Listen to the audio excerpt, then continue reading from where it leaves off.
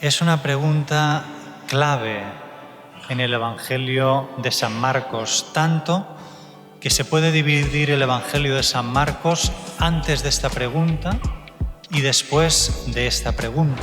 Y de hecho también nos lo dice a nosotros, ¿no? ¿Tú quién dices que soy yo? Porque de cómo respondas a esta pregunta dependerá cómo vas a vivir tu vida. Y es entonces cuando Pedro saca a la luz aquello que realmente cree sobre Jesús. Porque Dios es mi Padre y me ama con locura. Y si permite o ha permitido que yo pase por momentos difíciles, duros,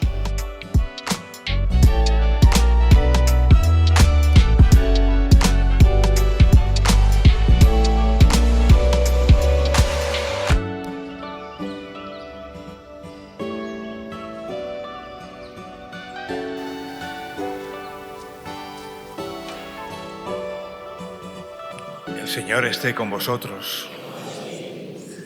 Lectura del Santo Evangelio según San Marcos. En aquel tiempo, Jesús y sus discípulos se dirigieron a las aldeas de Cesarea de Filipo. Por el camino preguntó a sus discípulos: ¿quién dice la gente que soy yo? Ellos le contestaron: unos Juan el Bautista, otros Elías y otros uno de los profetas. Él les preguntó: ¿y vosotros quién decís que soy yo? Tomando la palabra Pedro, le dijo: tú eres el Mesías. Y les conminó a que no hablaran a nadie acerca de ello. Empezó a instruirlos: el Hijo del Hombre tiene que padecer mucho, ser reprobado por los ancianos, sumos sacerdotes y escribas, ser ejecutado y resucitar a los 3 días. Se lo explicaba con toda claridad. Entonces Pedro se lo llevó aparte y se puso a increparlo. Pero él se volvió y mirando a los discípulos increpó a Pedro: ponte detrás de mí, Satanás. Tú piensas como los hombres, no como Dios. Y llamando a la gente y a sus discípulos les dijo: si alguno quiere venir en pos de mí, que se niegue a sí mismo, tome su cruz y me siga. Porque quien quiera salvar su vida, la perderá. Pero el que pierda su vida por mí y por el Evangelio, la salvará. Pues, ¿de qué le sirve a un hombre ganar el mundo entero y perder su alma? Palabra del Señor. la pregunta que hoy plantea Jesús a sus discípulos y que también nos la plantea a nosotros: ¿quién decís que soy yo? Es una pregunta clave en el Evangelio de San Marcos, tanto que se puede dividir el Evangelio de San Marcos antes de esta pregunta y después de esta pregunta. Y es que la verdad que tanto el momento como el lugar escogido por Jesús para hacer esta pregunta tiene su significado. De hecho, les plantea la pregunta en un momento en el que los apóstoles ya han recorrido un cierto tramo de su camino con Jesús, han visto muchos de sus milagros, han recibido muchas de sus enseñanzas, están capacitados, por decirlo así, para poder responder a la pregunta que el Señor les va a hacer en breve. Y también es un momento crucial en la vida de Jesús porque va a subir a Jerusalén, donde tendrá lugar, ¿no?, la pasión, muerte y resurrección, y con ello nuestra salvación. Y el lugar escogido también tiene su importancia.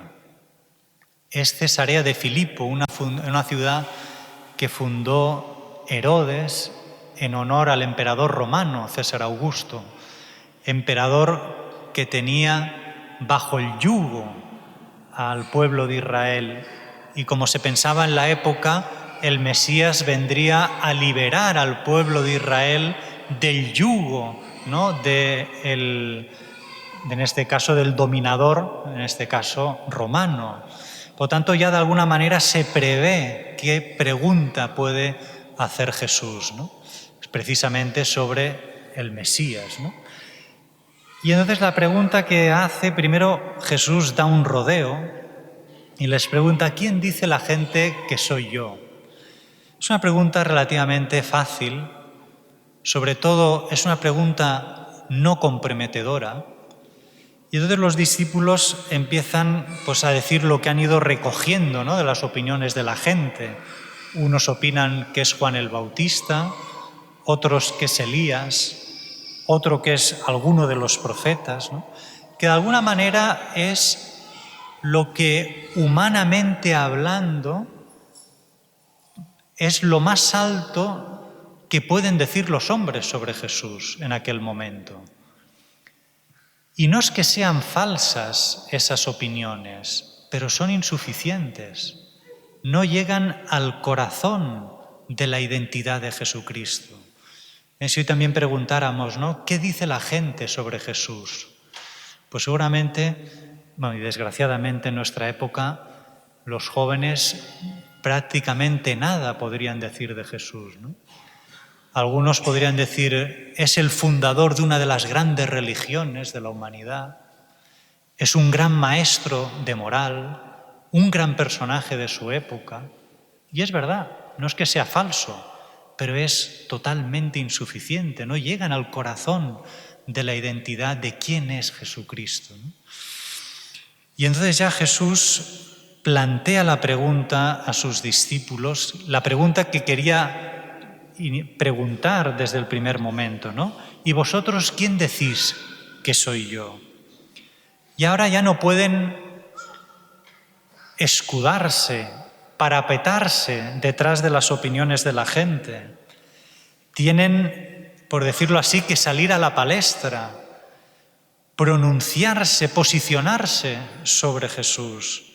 Y de alguna manera Jesús les está pidiendo eso, que den un paso adelante, que se comprometan, que den la cara. Jesús quiere sacar a la luz lo que realmente piensan sus discípulos de Él.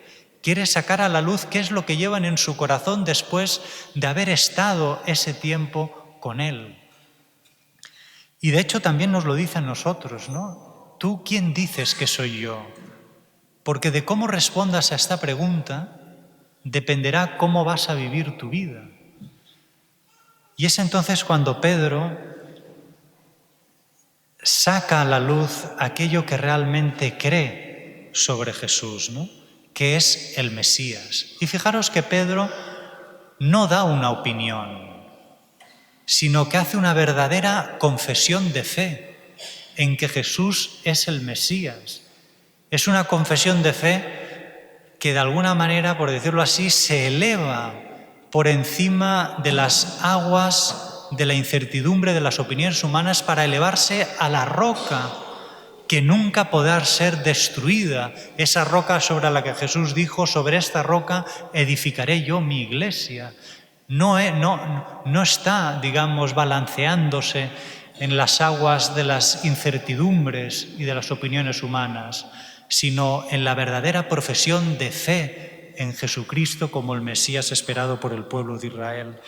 Y Jesús en aquel momento empieza a decir que el Hijo del Hombre tendrá que padecer mucho, ser reprobado, ejecutado, pero que al tercer día resucitará. Por lo tanto, de alguna manera Jesús acepta ser identificado con el Mesías, pero rechaza esa idea que está tan arraigada en la mentalidad de su pueblo de un Mesías triunfalista, de un Mesías como de un líder político-militar que va a liberar a su pueblo de la esclavitud del pueblo opresor, en este caso el romano, imponer a la fuerza el reino de Dios en la tierra.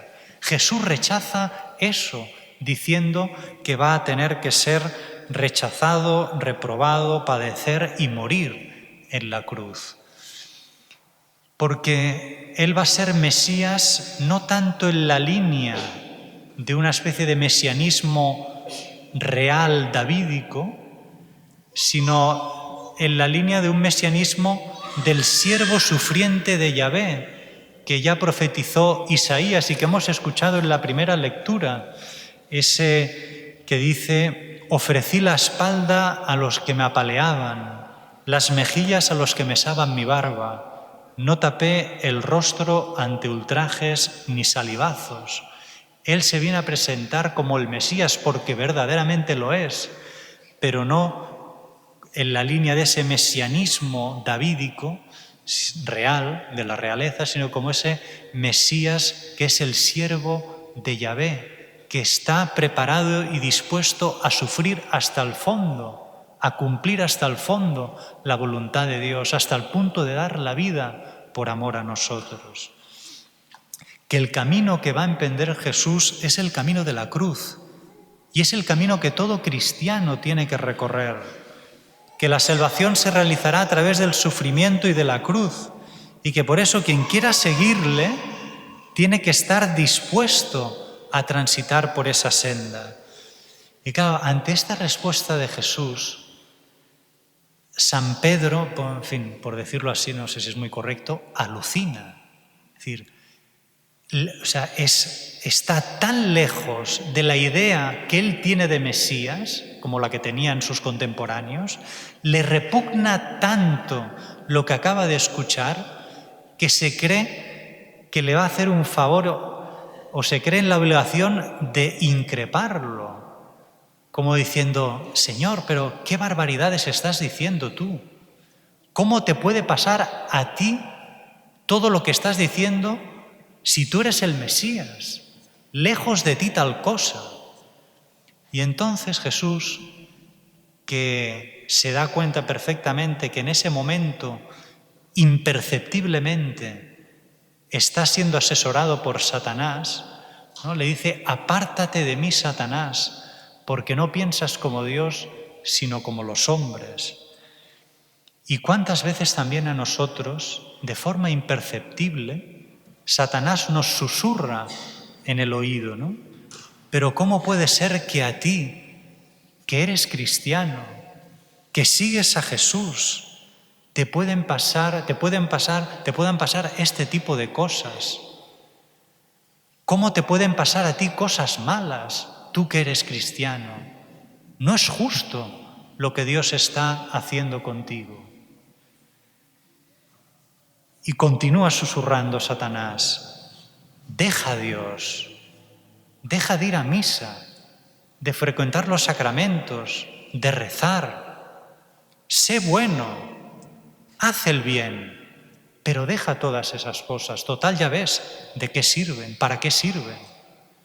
Y en ese momento, y también es verdad que Satanás sabe que si nos aparta de Dios, al final nuestros ojos y nuestro corazón se acabarán poniendo en las cosas de este mundo, se acabarán apegando a las cosas de este mundo, y nuestro corazón está hecho para Dios, y solo Dios puede saciar las exigencias profundas del corazón humano.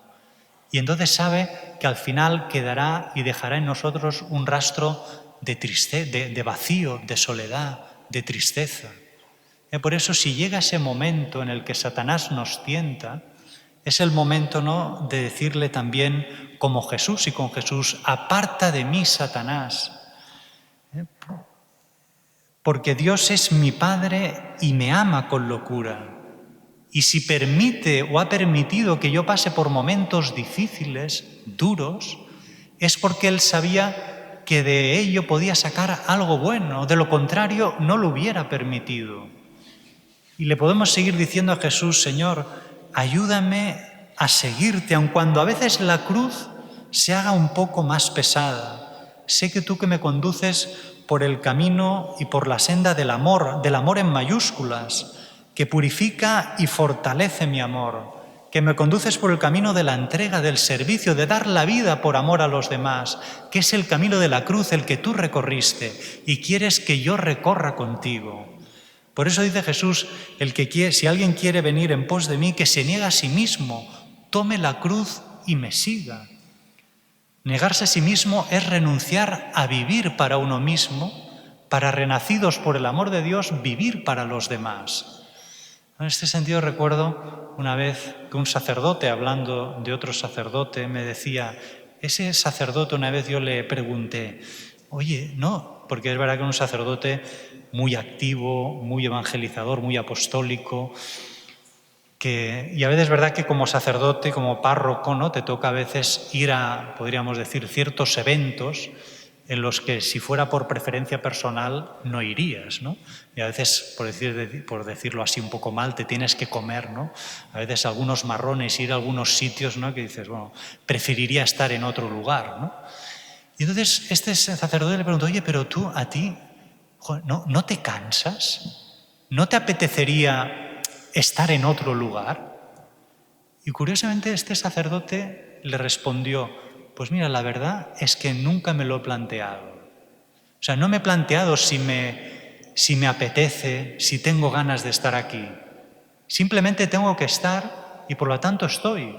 Y no me planteo otra cosa, ¿no? ¿Qué capacidad de haber renunciado por completo a sí mismo y entregarse completamente, haberse entregado completamente a Dios? Y Él está donde tiene que estar.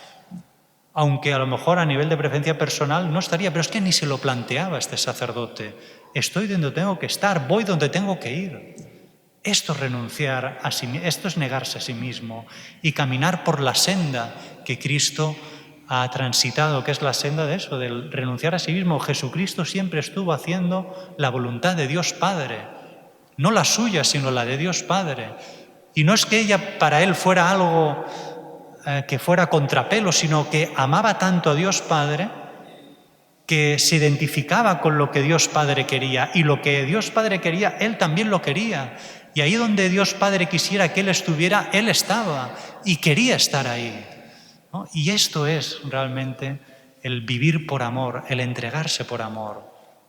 Y como continúa Jesús, ¿no? Porque quien quiera salvar su vida, la perderá, pero el que pierda su vida por mí, la encontrará. Y con esto también recuerdo, en fin, pongo dos anécdotas en el mismo lugar, quizá no es lo más adecuado, quizá más vale ponerlas en diferentes momentos de la homilía, esta vez ha ido así. Recuerdo una vez en una entrevista de un sacerdote que vivía en un lugar de conflicto bélico, que el entrevistador le preguntó, oye, ¿y usted no tiene miedo de que le quiten la vida? Y curiosamente este sacerdote dijo, ¿cómo me la pueden quitar si la he dado? Yo al principio no lo entendí, entonces tuve que como leerlo otra vez y pensarlo, ¿no? Y pensé, es verdad, ¿cómo me pueden quitar la vida si la he entregado, si la he dado? Si yo he dado una cosa, ya no me la pueden quitar porque no es mía, la he dado, no me la pueden quitar.